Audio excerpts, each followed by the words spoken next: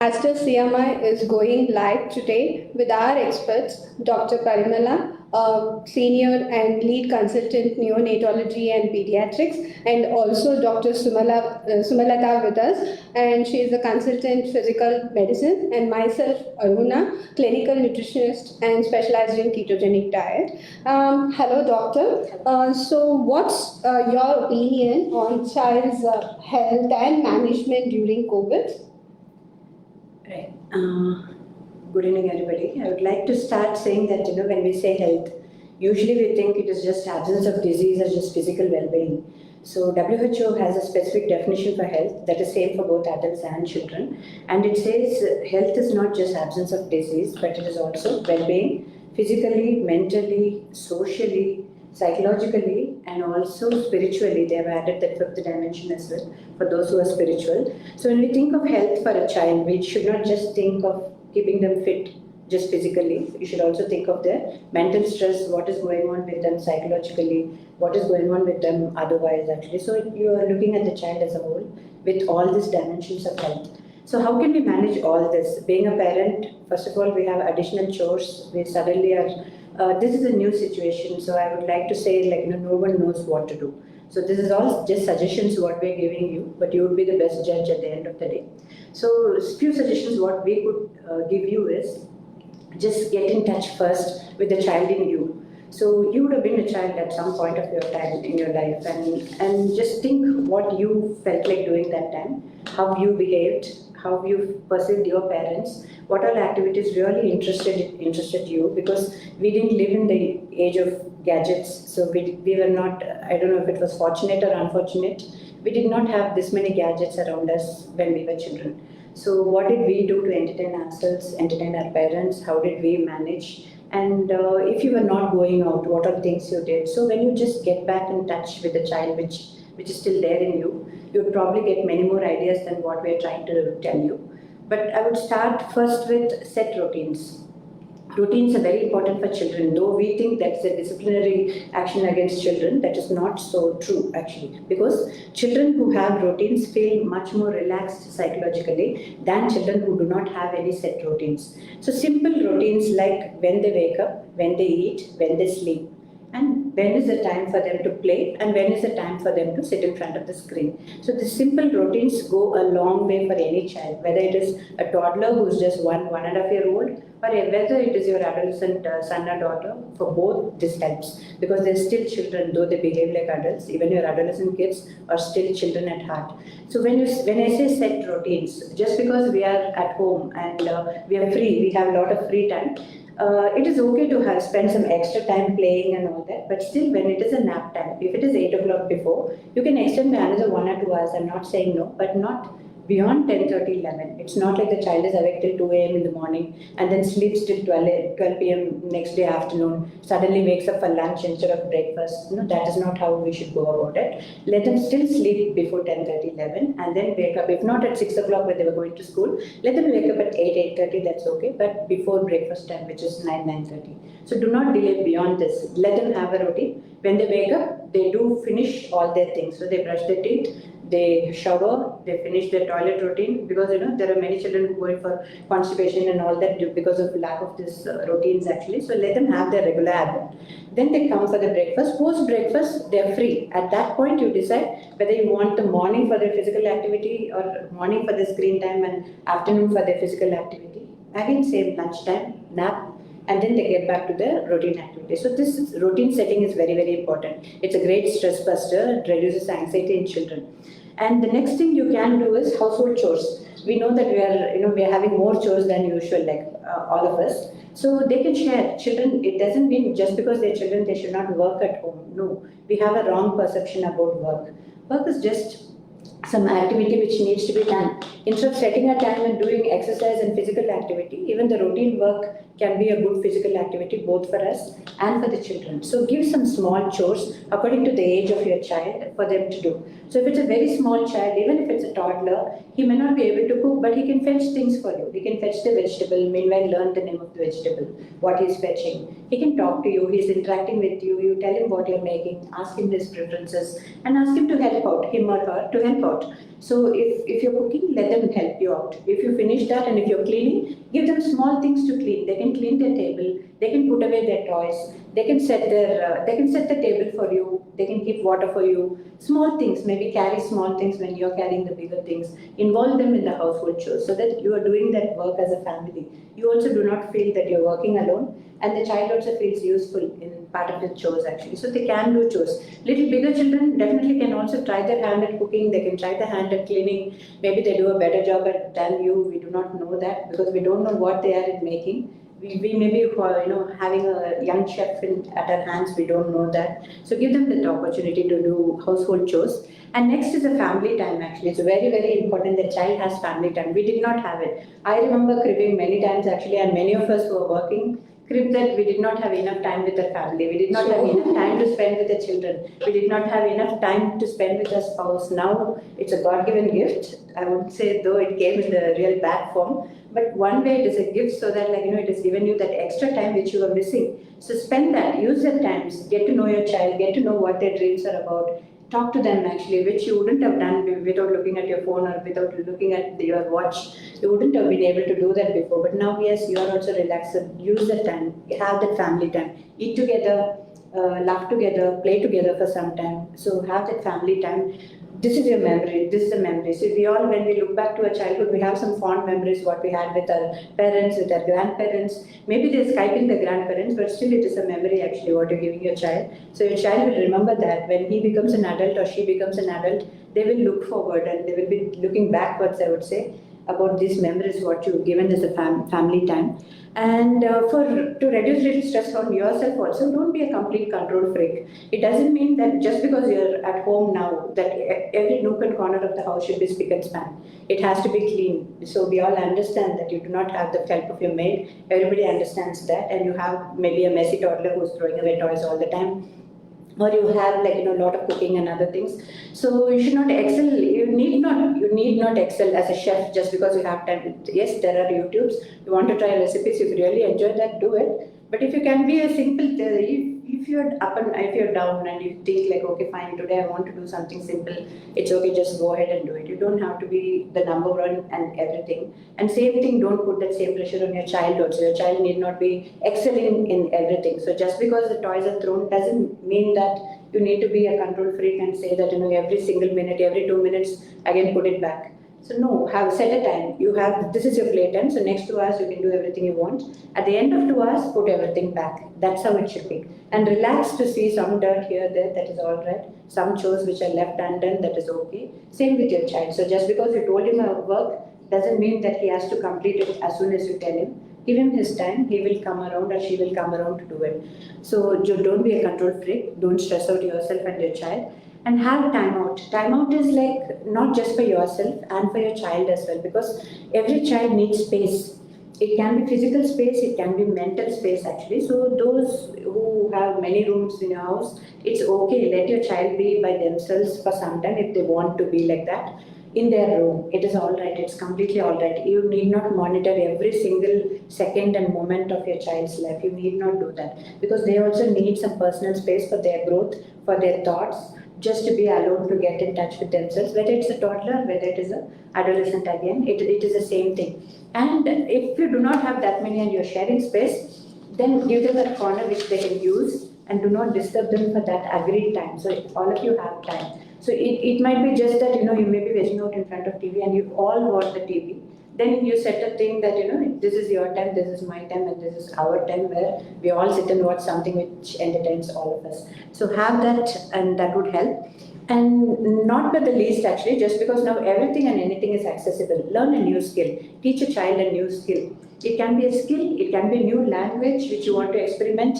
Learn it and teach a child also. It can be some art form actually. So whether it's a painting, whether it is a sculpture, whether it is beading, anything, there are plenty of art forms out there. So try a hand at everything. Let your child also try their hand at everything. So why I'm saying you and child is, these are the things which you can learn together. The language is new. Your child may be learning faster than you, for all you know. So you can do it together. So it's a joint activity. So both of you are going to enjoy that time. And also at the end of the corona, when you go back, so if some are getting axed from their jobs or anything like that, there is always that new skill which you learned, which is going to actually give you a new job opportunity and maybe a better opportunity than what you had before. So that never goes waste. Anything learning new, and you don't know, maybe like you have a Picasso in your house, you don't know till you give him some brushes and paint to try his hands on. So try that. Learn a new skill with your child. And stop watching news. This is one thing I want to really stress and tell you. You know that, just like election poll, we want to know who's leading. So we want to know which state is leading. We want to know who's leading in terms of death, who's leading in terms of disease control, who's leading. No, it's all just arbitrary, and that's not going to help you individually or your child individually. When you are listening to all this news, just remember that your child is also listening, though he's doing something else or she's doing something else. Their ears are there, they're also listening to all that. And you have no idea how they perceive the news, whether something is really scary to them to know that people are dying or people are doing this or doing that. So you do not know that. So only news which you know is true, give it to them. You tell them in person, this is what it is. A virus, yes, it is here to stay. It is not going to go away tomorrow. So don't eyewash them. Don't say like, no, that is nothing to be worried about, or it is not a threat to us, it won't happen to us. No, that is not the right thing. Tell them that yes, it can happen only if you relax your protective measures, only if you relax your guard. So be on your guard. Tell them what they can do to help. Tell them that they have to wear their mask. Tell them that they have to wash their hands. You explain like why you're telling them to do all these things. Tell them that they have to stay away from their friends. Maybe through net they can connect, but not physically. Actually, they have to stay a little far from their friends and even from their loved ones. And it's temporary. Over a period of time, we are all going to be strong, and we are going to come out of this strong. That is very, very important. That we have to believe, and we have to make sure like we tell our children also that. And once you do this, they also know like why they are doing. Suppose if they see you or somebody else skipping that, they may remind you to put your mask when you're going out, which has happened to me sometimes. So it can happen to all of us. So it is not that you forcing them that wear your mask. They are telling you that you're going out and you're forgetting your mask actually. So that is where we need to reach with children. And live the day, because each day is a blessing. We know that we do not know, honestly, we do not know who will live, who will die, because there is nothing like, this, you're young, you're immune, you're okay, or you're very old, so definitely this is going to happen to you. We've seen news where a 109-year-old grandpa has survived COVID and come out of the hospital in spite of being on ventilator. He's up and about, and he's a war veteran, but still, he is 109 years old and he is fine actually. And we see youngsters succumbing. Both can happen. So this day is a blessing. So live the day, live happily today. Tomorrow is another day. We will see as it comes. And for last, don't quit. Don't quit on anything. Don't quit because it's tiring. Your jobs are boring. No, don't quit on that. Don't quit on the chores what you're doing, because that's a routine. Think of it as a gym activity if you're doing some extra sweeping, mopping and cleaning. So don't quit on it. Don't quit on your child, because your child can be really tiring. Your child can be really tedious because you've not seen him for, if you're working mothers, you are not looking after him for 7-8 hours in a day. Suddenly now he is there 24 hours on your head, on your hair, right behind you every time. So with that, don't quit, because they're there because they do not want you to quit on them. So don't do that. This is some of the tips, and we'll move on to other things which also is very important during this COVID situation, like what diet and what things you can do and how you can keep them active. They're all locked up, you're locked up, your children are locked up, so but we have an expert to tell how you can still be active. You can be locked up but still need not actually stop being active. Yeah, I'll ask Dr. Sumalatha to carry on with that. Thank you. That was a very good description of how they can maintain their health. I, being a physical medicine specialist, so I will talk about the physical part of your body, which has a direct mutual connect with the brain, with the heart and with the lungs. All these are very important. Why a physical activity is important for a child or for adult? It is like it has many benefits. First of all, with respect to the brain activity, it improves the cognition of the child. It helps in learning new abilities. It helps in problem solving skills. It helps in communicating with the rest of the children. It helps in learning cooperation. It builds the self-confidence in the child.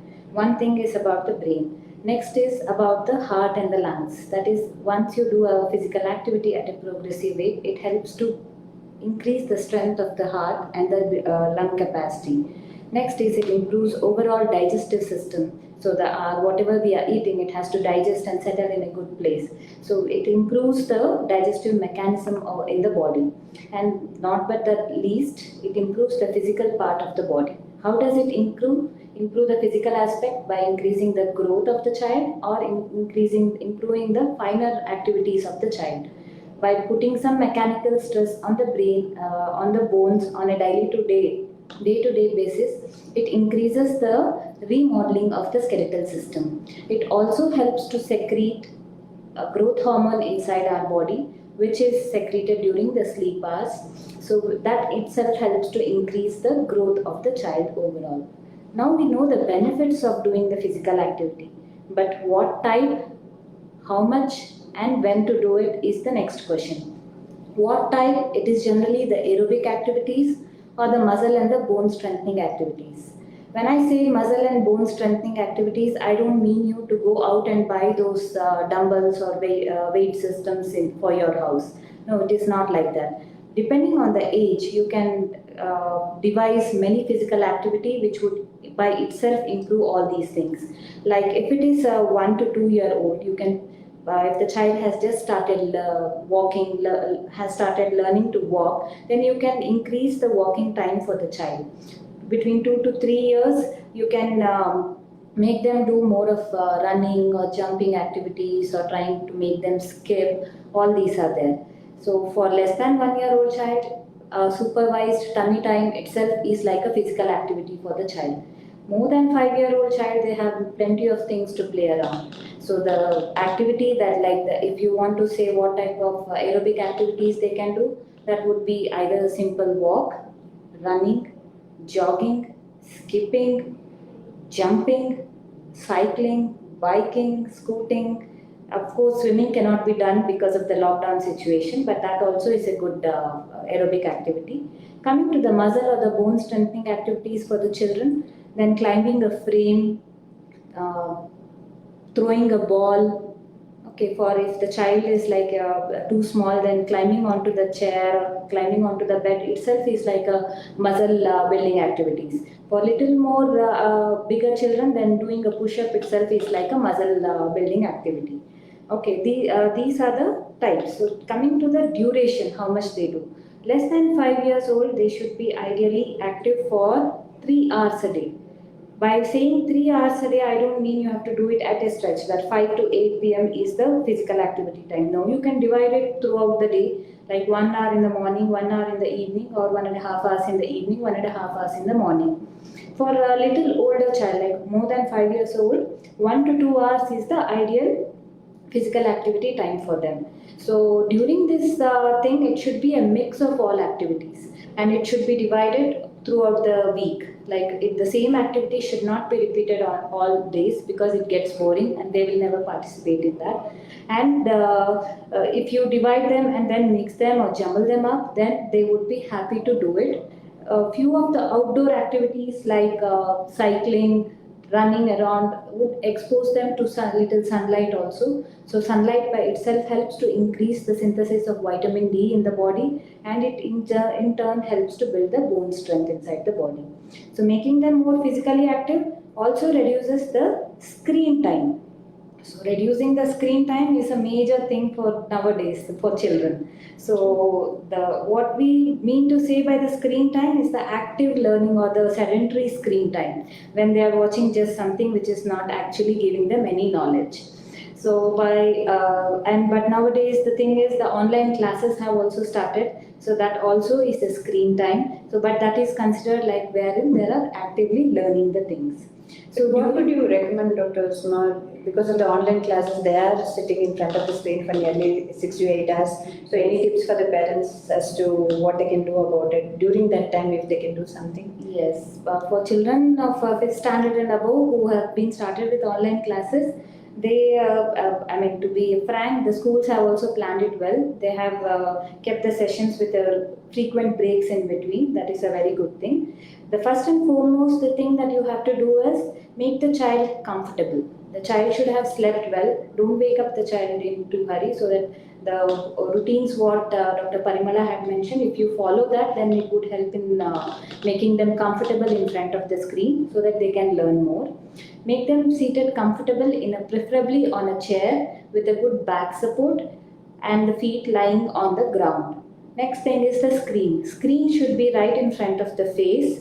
It should not be in an angle, and the height of the screen should be at the eye level, and the room should be well lit. There should not be any bright light coming from behind the screen, which would make the child to squeeze his eyes to actually see what is on the screen, and indirectly it strains the eyes.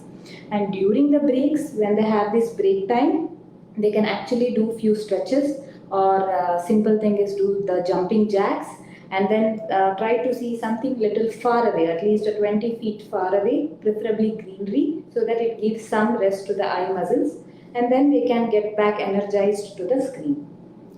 That was really helpful, yes.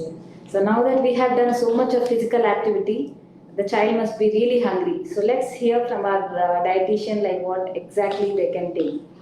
So nice of the talk. Dr. Parimala also has given nice hints to the mothers how you can manage your kids, how you can spend your time so valuably with your family. So that was interesting. And even Dr. Sumalatha told us how you can make yourself active. For the kids also it's helpful during the screen time, how they can spend their time or how they can relax themselves.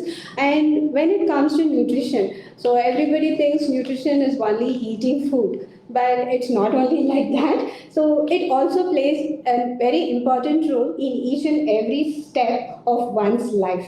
Actually, especially when it comes to children. So proper healthy nutrition in appropriate quantity, which will help them to stay healthy and grow stronger actually. So the early immunity or the early nutrition for a kid, and the nutrition not start from or the day one of the birth. It starts when they are coming into the womb. So that first day the nutrition is very important for the kids to develop and for the brain development and each and every small development in the fetus. From fetus till our death, nutrition is very important. So what is we have to talk about is we have to create a strong foundation of healthy eating habits during their childhood, so which will help them to follow or gain what do we call nutritional knowledge that will help them to lead their life very healthy, so that they can in future they can teach their kids what they have learned in their childhood. So we should be a very good example, or we should make them understand what is healthy, what is not healthy. So if we are eating in front of them unhealthy foods, obviously kids also will be tempted to eat that. So when we talk about healthy, so how the kids plate can be, so that's very important. So generally when we take a food plate, so how majorly our food is mainly of heaps of rice we will keep. So in a corner vegetable will be over there. So but that kid will not be liking the vegetable. So most of the time the vegetable will be in that corner only. It doesn't come to the center of the plate itself. So when we can have a look at the healthy plate, so how it can be. So that will give you an idea. So if you see this plate, so the grains is in this plate, it's almost 6 to 7 inch of plate. So you can choose around 30% of grains in your plate. The rest 20% can be from your protein, and the other 40% from your vegetables and 10% from your fruits.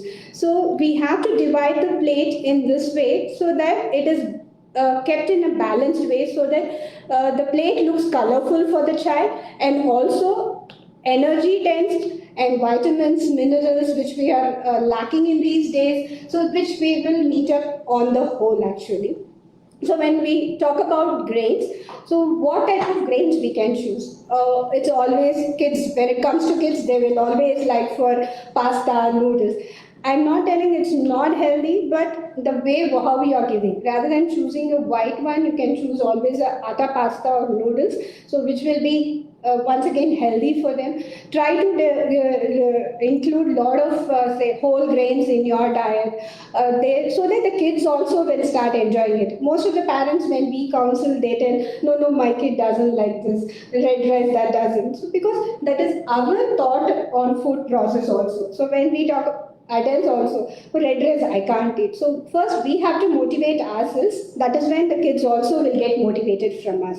So try to have red rice, brown rice, or say whole wheat products. Even the pastas or noodles which we are giving, whole wheat attas, pastas, so that the kids also will like it. So we can make like that useful. And when it comes to protein, when it comes to a non-vegetarian source of protein, it's abundantly available, and there was a lot of queries that during COVID not supposed to eat non-veg. So most of the parents were avoiding that. So it's not necessary to avoid non-vegetarian foods. You can give it to them, but should be properly cooked and it has to be given. Even it can be egg or chicken, it has to be properly cooked and you can give it to them. So egg, chicken, fish, or lean meats also we can include in their diet. And when it comes to a vegetarian source of protein, you can include a lot of legumes, pulses, sprouts in their diet, paneer, a little of tofus we can include, soya milk we can include. So these types of protein-rich foods also is available in the vegetarian side. So they have to, just only the choice is what we are making or how pleasantably we are preparing, so that the kids will not never tell no to it. So that is how is it. And when it comes to fruits and vegetables, see, most of the fruits and vegetables are rich in antioxidants and vitamins, and also some fruits like or vegetables like carrots, oranges, strawberries are all rich in something called as phytonutrients or carotenoids, and which is also like immune boosting, contained phytonutrients in that. So that all will help for their overall immunity system also and develop their immune system also. And also one of the good thing about fruits and vegetables, when we talk about, it's also rich in more fiber, so it gives more satiety. So when we keep a lot of rice, the kids will be stuffing with only with rice, not with the vegetables or the fruits. So when we equally, how the plate I have shown you, so if you are segregating your plate like that, so the children are having good satiety with the vegetables and fruits itself, and also with good amount of energy, dense rice or the grains, carbs also, which we are providing. It's not like carbs is not at all good. Carbs is essential for the kids for their development and their growth. But how much we are giving, that's important. So in a plate, as I told you, 30% of grains it can be, so 40% of vegetables it can be, so 10% of fruits and it should be, and also with 20% of protein it has to be. So when I talk about this my plate, this is for a meal which I am talking about. But when it comes on a whole day basis, daily basis, so we have to be giving the food in a balanced way. So as you said, the timings of the food has to be maintained. So when the kids are generally on 2 days, Saturday, Sundays, weekend holidays itself, they will get up late or they will do their morning duties late and they will have a late breakfast. Sometimes they skip their breakfast in their busy playing mood and everything. So that has to be avoided actually. So make sure the timing of the food is maintained and equal, as you said, in between when they are having the stretches. One time they can have a stretch and another time they can have a little healthy snack in between, so that they are not tired always sitting in one place. But the snack which you are giving should be little of a healthy one, not once again of deep fried or anything. So make sure that it is like a healthy snack. So when we talk about healthy snack, since they are at home, you can give them some nice homemade hot soups you can give them, which will make them really energetic. So that also we can do it. And when I spoke about grains and I spoke about veggies and fruits, so when proteins also I told about, and when on the whole day basis, milk and milk products, it's very important. Generally what happens, most of the kids to certain age they will be having milk, and after they are having, somehow they are not liking the milk or they are having aversion to milk, or sometimes the intake of milk reduces. So that we have to make sure in one or the other form. It's not in a direct form of milk. Sometimes you can make some fruit smoothie where you add milk, or some custards you can make, or some good yogurt you can give it to them. So these are all comes under the milk and milk products. So daily servings, at least 3 to 4 servings of milk and milk products should be there for a kid. It's not only as of milk, it also can be, as I told you, curds, it can be a glass of buttermilk. So when you make the kids plate, so make sure one portion of a small katori of curds is there for them, or a glass of buttermilk is there for them. So that is how we can develop the good habits of eating for them. I have one question, Yes. Dr. Arno, because see, we are offering a nice plate with all this healthy diet. Actually, I can read a parent's mind, and they are thinking like, yes, we will offer all that, and the child just refuses to eat it. So, any tips from your side how they can overcome that and make them eat this healthy diet? What you suggest? Yeah, I understand. This is most of the mothers' worry. So, how much sugar I am giving? I am preparing the vegetables, but the kids are not eating. So, that is there. So, how are the ways we can give the vegetables? So, only the method of cooking we have to change a little. Mostly, it may be a little extra exercise for the mother. So, we can add vegetables. It's not only the boiled vegetables in the form of palya we have to give. So, you can make some stuffed parathas for them, so that where you are stuffing the vegetables inside. So when we talk about parathas, it's always aloo paratha. So that is how the kids, we have made them usual or habit. So we can replace potato with sweet potatoes. You can really, if we have to give some form of potatoes, radish we can make, gobi we can make, or the mixed vegetables we can make. Even with some dals we can stuff inside the parathas, and we can make some healthy recipes which will be more filling for them, at the same time more nutritious. Sometimes they will not even know what is stuffed inside. So only thing is, when it is big, when it is cooked in a different way, like a palya, they see, okay, like this they do, and they just avoid it. So we have to give it, so as I told you, soup, you can make some blenderized vegetable soups where the vegetable pieces are not seen over there. So it's like just a soup. So they like to have it. So only the way we prepare or how we serve the kids, that makes or that matters. So the kids also will start enjoying it. And also we can do one thing is, whenever they are free, so make yourself some time, give them some simple ingredients, so that they can make their own drink or own smoothie or own preparation of fruit juices and everything. So they will also have that interest in preparing it. Oh, I prepared, so I have to drink it. That interest also they will get it. So that will be nice. So only the initiative has to be from the parents or the mothers. So to give some time to the kids and spend some time with them, to, even though your kitchen becomes shabby, you have to have that patience. So that is how it has to be. So next, when we talk about the next thing is very important is, we spoke about grains, veggies, fruits, and everything. Last but not the least, water. So most of the time, kids, what they do, they play a lot.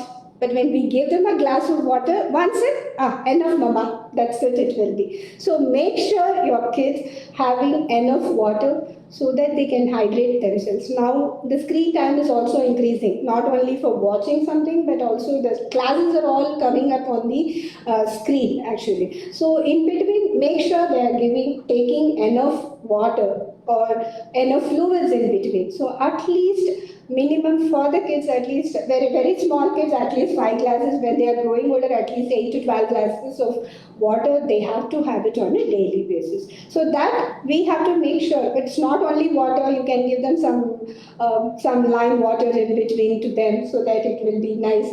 Some mint added to it, so it will be refreshing for them, so that they don't feel that tiredness in sitting in front of the system. So these types of small things we can give them. And one more advice for the mothers: since they are at home, don't overfeed them with too much. Every break, don't give them food and make them thinking that you are making them healthy. Don't make them unhealthy. So that is my simple advice for all the mothers. So any talk on the immune boosters? When we talk about immune boosters, nowadays there are a lot of information in the internet. This food increases your immune system. This increases, like, yeah, there are certain foods which enhances our immune boosting systems, but it doesn't mean nothing should be on overdosage. So when it goes beyond the limit, everything is not good. So that's why from at the beginning I said it should be appropriate portion. That portions we have to look into it. So when you talk about this immune boosting, so most of the vitamins and minerals, it's all necessary for us for general on a daily day-to-day basis. There are certain requirements or the recommendations on a daily basis, and say most of the time like vitamin A or D or E or K or zinc or calcium, vitamin D. So everything has its own goodness or the wellness for the development of the kid or for the benefits of the health. So in that specifically when we talk about vitamin C, so it is also called as the immune boosting vitamin, and it is mostly rich in berries. You can see oranges, citrus fruits you can have, guava you can, it's rich in. And it also, vitamin C also helps in the absorption of iron. So that also makes their iron, HB levels to maintain and everything. So it's not only iron-rich foods you are giving. If it has to be absorbed into the body, if it is mainly vegetarian source of iron-rich foods, vitamin C plays a very important role in absorbing. And when we talk about vitamin B6, that is also very much important, like other vitamins like vitamin C, in enhancing our immune system. So that is very important. So while we talk about vitamin B6, it's available in green leafy vegetables, fishes like salmon, tuna, and everything. And also, it's not that the other vitamins and minerals is not advised. When you specifically talk about this immune boosting, I'm just picking this very few and explaining about it. And vitamin E, it is a very good antioxidant. It helps to boost to fight infections. So that also, which includes like nuts, seeds, or green leafy vegetables like spinach and everything also will be helpful for it. So generally when it comes to green leafy vegetables, I can see in Dr. Sumalatha's face an aversion in that. Mostly she would have had a tough time with her own kid.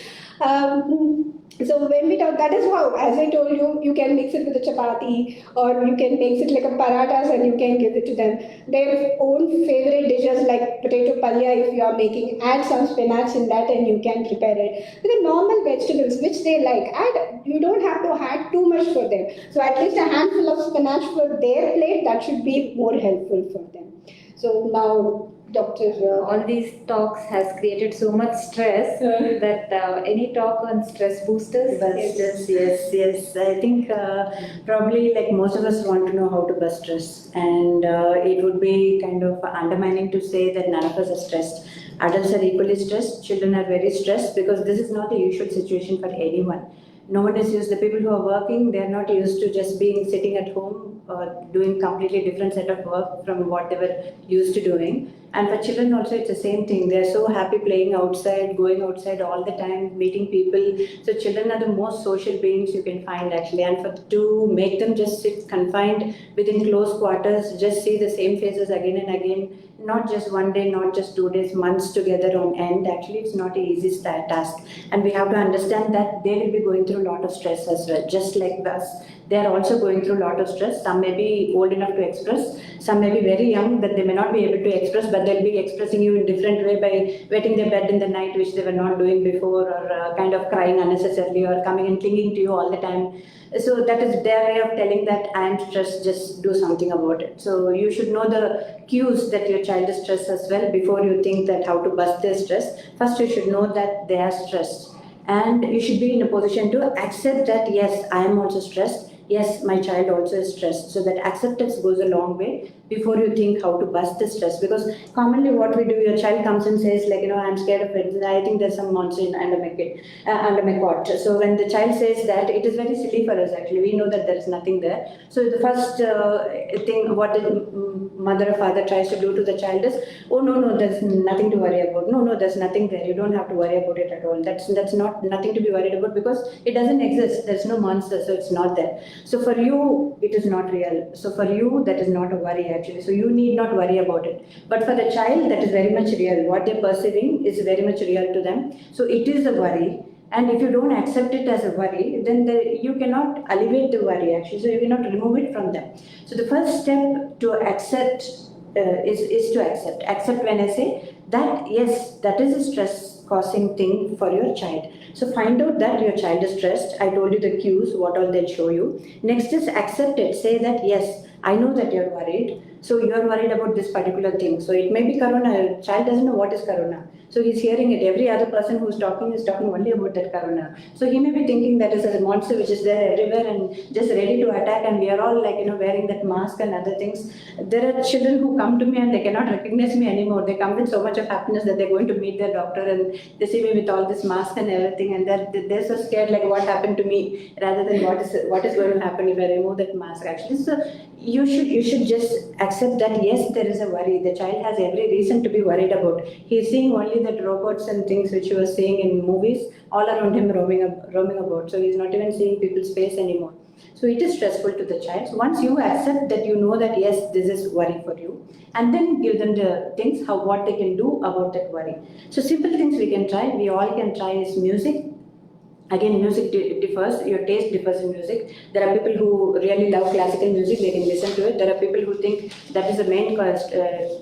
Classical music causes stress to them because they're more into rock and other things, and if they have to sit and listen, maybe your adolescent kid, if you make him sit and listen to classical music for half an hour, that might be the stress, rather than not listening to any music. So music, again, go by the taste. Like each one's taste is different, but some music you can listen to. If you're not a music person, go for other things actually. You can do yoga. Yoga definitely should not be underrated. Simple yoga, even small children, there are so many links. You can go on YouTube, you can check it out. There are yoga which even a small child can do. There are yogas which we can do.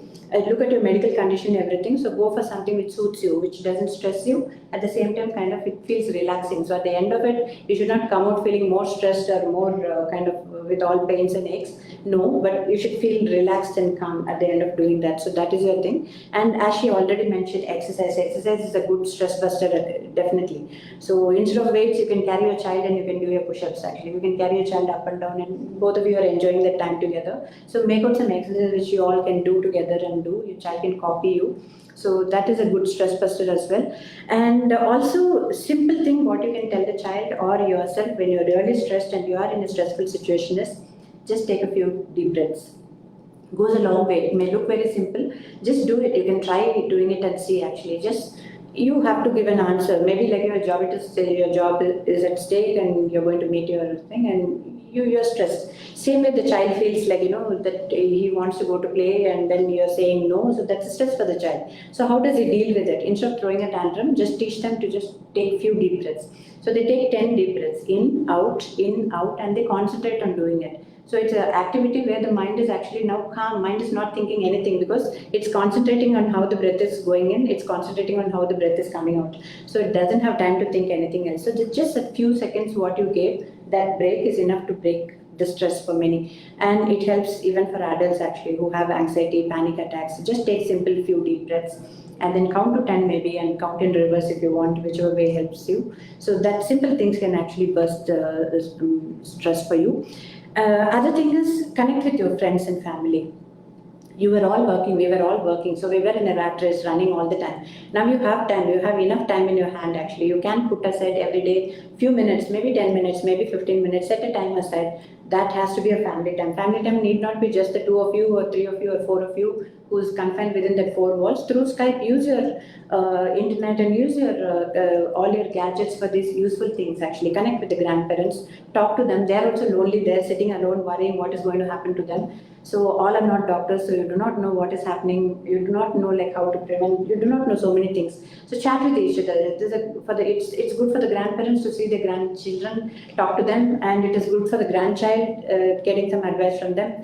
Let them hear a story. Let them laugh about something which happened in the past. Anything. So just connect. And those are you all have those friends whom you've not contacted in years together, ages together, just because you just fell out or you just went apart. Call them all. Keep that 10 minutes to just call one friend whom you're not in touch for the last 5 years or 6 years. That will take you back to your memory lane actually, what all you enjoy doing and things like that. So keep connection. And though you're isolated, you can still communicate. So communicate with as many family members, friends, as possible. And sleep is important. So as I mentioned even earlier actually, so just because it's a holiday doesn't mean that you have to sleep at 2 o'clock in the morning and then wake up, hurry up everything. No, because your body is not used to that. You are stressed automatically. You wake up stressed. So the day is going to be stressed for you. We all need sleep. Whether it is a child, whether it's an adult, the hours may vary. Child may need little 10, 11 hours of sleep. We may need 6 to 8 hours of sleep, but we have to get that sleep. So keep that sleep routine, wake up fresh. And when you wake up with a positive mind that today is going to be, it's a blessing. Every day we get, I would say, is a blessing that, we still have some purpose to achieve. So this day is given to us, so let us enjoy and let us make the best of it. So wake up positive. For that you have to have a good sleep and your routine should not change, which I've told again. For children, routines is a stress buster. To have a routine that this is a time for my nap, this is a time for my lunch, this is a time for my breakfast, this is a time for my place. To have that routine not changed, because before they were going to school, they were coming back at some time. They were having their small break where they were having lunch.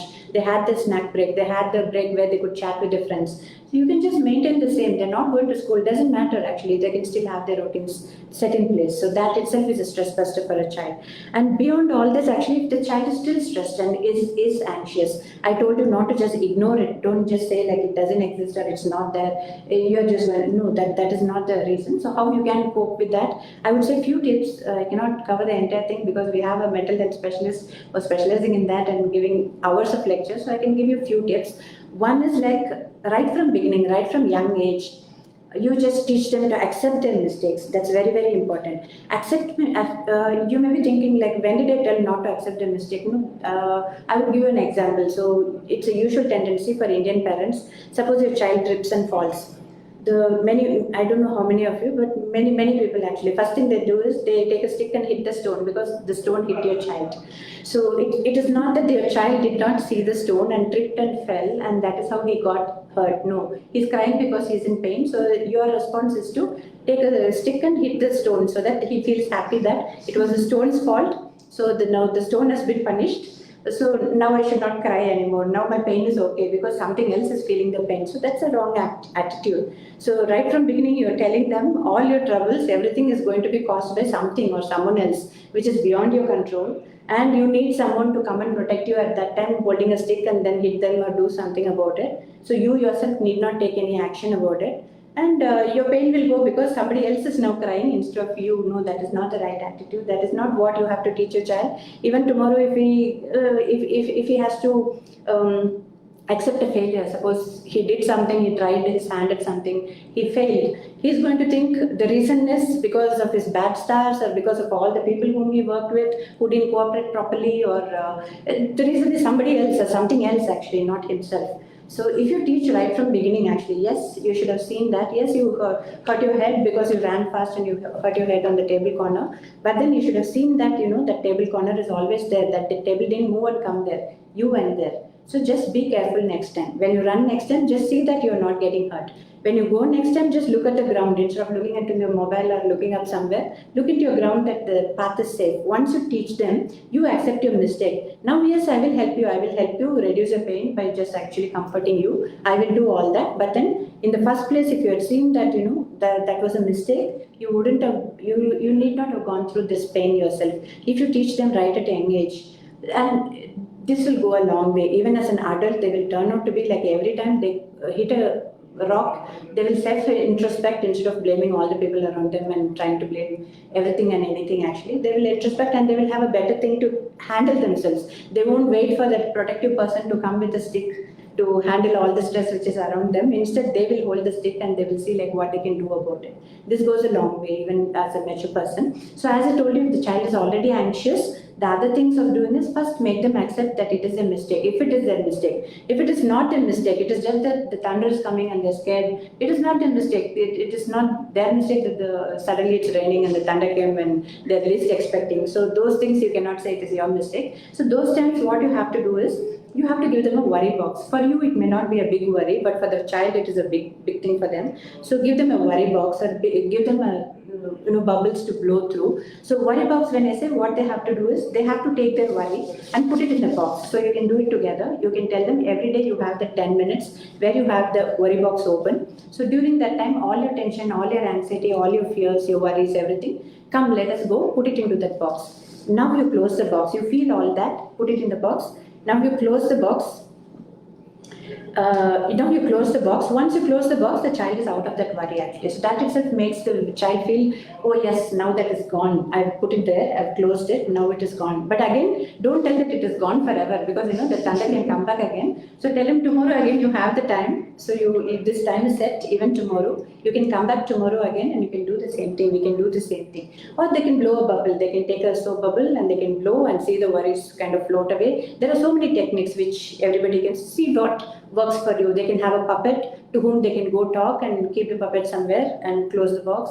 They can have a toy to whom they can talk to, and then you both can kind of keep the toy under the pillow. Many things. You can invent your own thing, what your child loves, what you love, to do it. But accept it, do it, accept their worry, and make sure they close it. Once they close it, the next few hours what they have, they're not thinking about it anymore. And this works for you also. Just go have your favorite thing. Can be your family member, it can be God, it can be anything you want to. Just put it over there, close your box. Because why I'm saying this is, only if you are happy, you can keep your child happy. And main thing you have to see is what that stress for you, if you are getting stressed.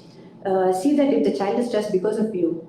Because you are behind the back of the child all the time telling what to do, what not to do, sit here, sit there, don't do this, don't do that, no, no, no, no. So, it was good enough hearing one or two no's, but throughout the day having you behind their back all the time, hearing no every 2 seconds is very painful for the child as well. So you don't become the cause of stress for your child. You should be the person who is actually busting the stress for your child. And last but not the least, I would like to say actually for you as well, just see if it is really a stress or not. Because for you, a screaming child may be stressful for you. That may be a stress for a parent who have 3 children screaming around them. But if you think for a childless couple who are waiting for a child, that screaming may be a blessing. That may be a boon actually. That is not a stress at all. That is what they're waiting their whole life for, to hear the screams of 3 children in their house. So if you think back, if you just sit back and think, is this really a stress? Am I kind of really getting stressed about nothing? Yes, if you're going to lose your job tomorrow, maybe that is stressful. But if you don't have anything to eat tomorrow, yes, that is stressful. So think little globally. See children who are starving. See in Somalia, people are dying without water, people are dying without food, people are dying out of malnutrition, diarrhea, they're dying. So if life is at stake, yes, that is a stress. So if your life is not at stake, if your everyday living is not at stake, those things really do not qualify as stress. But as I told you, you still accept it, put it in a box, both for yourself and for your child, and move on. So that would be few things which I think would help to that was a lot of good information. Anything else, actually. if you can add on to this? No, that was a good information. It was a good information. It will be helpful for the parents also who think the screaming child as a stress. So now they would have got an idea. But any tips on people who visit house and what precautions you Yes. So as I told you, actually, though we are putting stress everything in the box, we know that corona exists. So I want to again stress that we cannot say that corona doesn't exist and it cannot touch me. No, we are not superpowers. It is very much there. It is here to stay. We have to accept it. So we do know that though we love very much, I won't kith and kin and everything. But if we are visiting, follow the strictly few things. It is only thing we know what helps is washing your hands frequently and cleaning the surfaces properly, using disinfectant and using mask. We know that this helps, and these are all simple things which anybody can do. So just because your relative came or long lost friend came, you don't have to immediately go hug them, though your instinct tells you so, or your child for that matter. So make sure they also will understand, because it's for both of your benefits. So if you're visiting your house, just make them remove their slippers outside, wash their hands, use a hand sanitizer, a mask, and then they can continue to wear mask actually if they come from a red zone area. And then you can still have your conversations and all that, since lockdown is relaxing. I think we have few questions we have. One, Mrs. Pooja Anil, she has asked, does coronavirus affect children? Of course it affects. So, it is wrong. It is in the air. As long as anybody, human beings are breathing that air, it can enter that person. It is in the surface. So as long as you're touching the surface, which is contaminated with the virus, and then touching yourself, Yes, it can pass on. It does affect children, it affects newborn, it affects young children, it affects the adults, and it affects old people. Why we are not too worried about children is the mortality, the death rate and the suffering rate is relatively little lesser in children as compared to old people. So from the experience what we have got, it is old people who are having very severe form of the disease, but it is not that young children we've not lost young children or they've not been affected. No, they are all being affected. The problem comes when they become carrier. They get affected, but then they don't have the disease, but they become the carrier. They can spread it to their grandparents and the old people and other people who are at home. So that way they are also at risk actually. Yes, it does affect, and we have to use the same precaution what as adults we are using for the children as well. So don't take your child out without any mask. If mask is not there, use a shield. I was even kind of trying to make a YouTube video and put it on thing shortly. Maybe I would do that. Take a OHP sheet, the overhead projector sheets, transparent sheets, punch a hole on either side, just tie a thread, put it over your baby's cap. Even if it's a newborn baby, once fully wrapped, you can just put this. This acts like a transparent shield or a screen, because even your baby is going to breathe the same air. And if they're breathing and if they're touching things, they can catch it. Yes. One more question from Mr. Mohan. How to engage kids in playing and studies as both parents work? So this is like a difficult question actually. No, because both is like both parents are working. Both the parents, when single parent is working, that is different. When both the parents are working, how you have to engage both or how you will balance both. See, both parents work will have a specific work hours. Either they can divide their work hours, say morning to evening one person and afternoon to a little late night the other person. So they have their time with their children, which is free. If they have a fixed timing, but the early morning and the late evening also is available with them. So the main thing is, if they are a role model for their children, like if they are doing the activities at their breaks, then their children will also obviously follow them. And there are, it's not like the children have to be stuck with the screen all the time during the time that the parents are at work. There are a few YouTube links which we can use, like the technology, we can use it in a positive way, that it shows that what activities or the physical activity or the exercises that the child has to do. It shows like 20 counts of this thing, then 20 seconds break, then 20 counts of this thing, then 20-second breaks, and it's not a monotonous. It actually gives some engaging activities, so they can use that and they can make their child do that. And to just add on to that, I always say, because I'm not a great fan of 1-year-old child going to school and learning ABCD 1, 2, 3. Actually, I'm not a great fan of it. I think there is an age limit for everything to start. Playing and learning need not be mutually exclusive. They can be the same. You can learn by playing, and children learn only by playing. So you don't have to exclude both of them as two different things. So this is a time to play, this is a time to sit and memorize all your portions, what I'm stuffing, and then kind of replicate the more thing. No, that it need not be like that. It need not be like that. If you see your children, they are more creative than adults. Why? Because most of the time it is their right brain which is active actually. But for adults, it is a left brain which is active. So we are not at all creative. Or if the creativity sparks come from your brain, you just suppress it in favor of the non-creative things what you have to do. Because for you, sitting in front of computer, finishing your work, so that takes priority over what your brain is telling you to do something creative or invent something or reduce the stress. All those things, you just want to, just take a break for 5 minutes and draw, sketch something. All this, you just suppress those urges. But children are not like that. They're very creative. You give some object to them, they will use it in 20 different ways. If I give this pen, we know we use this pen only to write.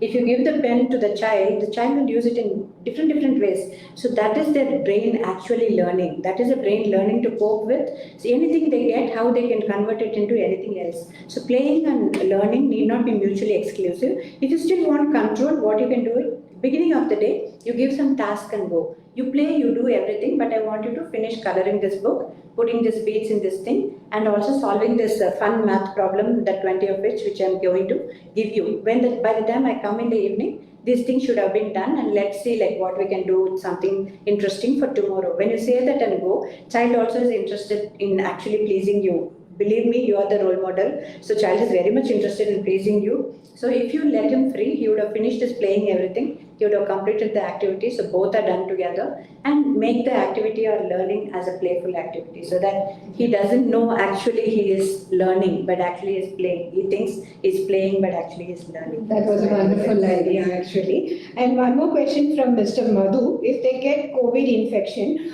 should get them to hospital or treatment at home?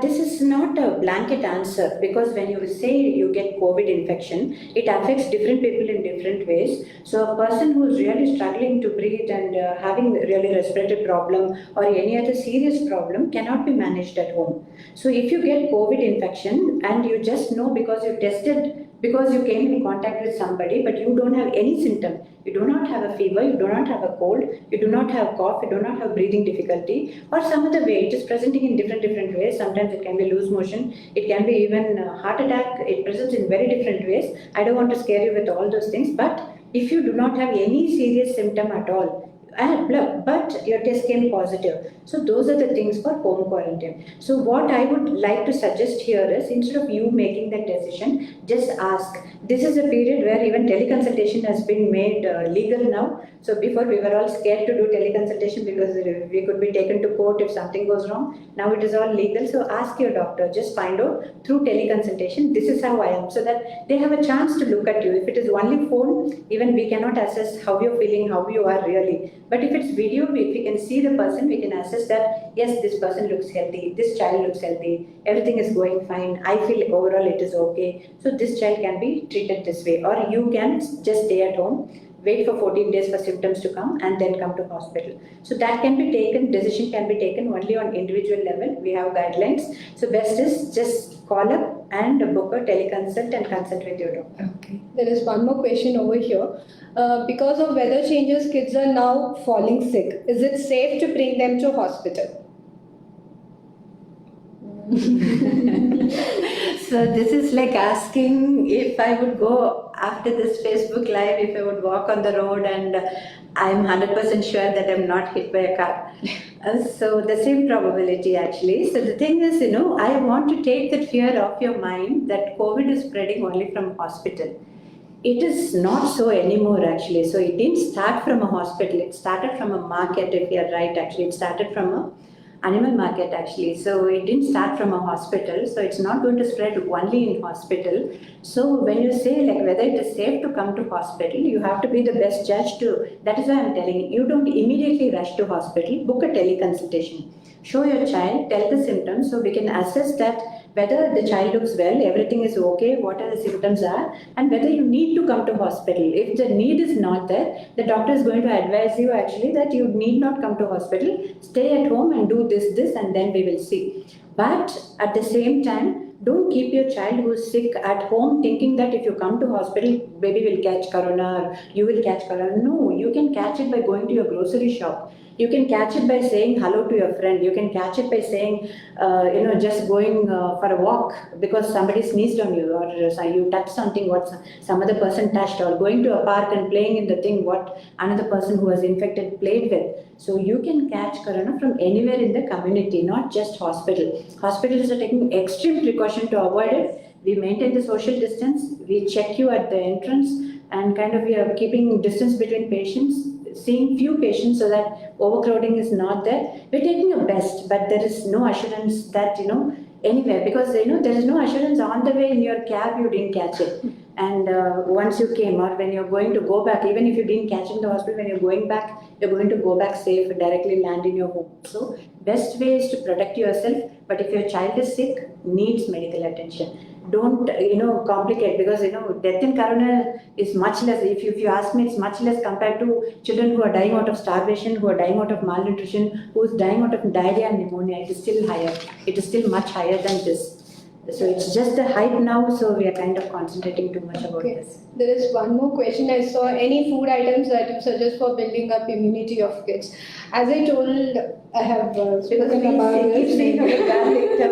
Yeah, that is what I was about to tell. And also over-the-counter products which are marketed. Yeah, but it is not like we have to go to the market and get something like of immunity boosting, some supplements or something to enhance that. But the general natural, as you told. So the what we use it in our regular home, like garlic, ginger, it can be the spices like turmeric mainly, but we can use it on a regular basis. Like rather than the normal milk, little of turmeric, pinch of turmeric, or a little of pepper added to it. So that milk can be given to the kids. So nuts, which is rich in omega-3, so that also will be helping them to enhance the thing. And when it comes, we speak about this ginger, garlic, or turmeric. Make sure you're not overdosing the kids with that, since it is improving the immunity. Don't try to immunize your child on a single day. So there is a dosage for that. So turmeric, if it is just in a day, if you say only a 2 to 3 pinch of turmeric itself will be helpful for you. A small 2 to 3 cloves of garlic will be fine.